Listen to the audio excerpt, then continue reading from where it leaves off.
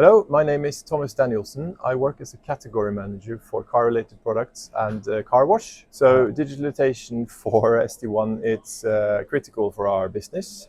We need to reach the consumers where they want to be reached. This could be obviously via a solution via apps, like we have for our car wash solution. So currently the variations between the traditional car wash customers and the digital car wash customers, it's approximately 55% towards the digital, meaning 45% for the traditional car wash customers. That's based on year-to-date figures of this year. We launched this system back in 2022 in the autumn.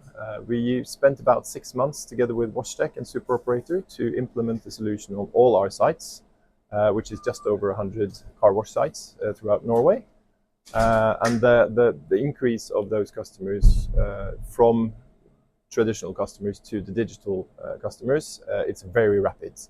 There are variations from site to site, but overall the increase was quite rapid. So the two things that was the best success for us was actually the fast rollout, skip the pilot phase. We see where the market is going, so we have to be there. And the other thing is training.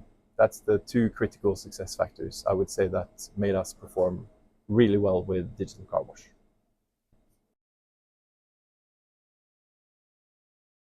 So one of the best things about the digital car wash is actually what we see right now. It's customers who have a subscription.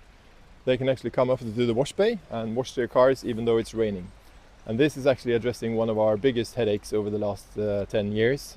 How do we utilize our car wash most efficiently?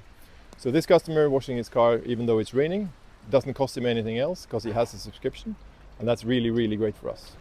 So only a couple of years ago, I would say that digital car wash seemed like a far-fetched dream, basically a scenario that was not possible for us to deliver on. And to some extent, it's still futuristic in many ways. But I see so many potentials for future developments, and I know that Superoperator and WashTec are working on some of those, not necessarily shared everything with me. But I know that there's future development possibilities both inside the existing app, but also the connectivity with other suppliers. It could be car manufacturers that implement the system directly into their vehicles, so you don't need to have directly into the app. There could be jet wash solutions that we're currently investigating, where you can use the app, or maybe then in the future in the car solution as well, where you can actually use the app to pay for your jet wash in a new futuristic way.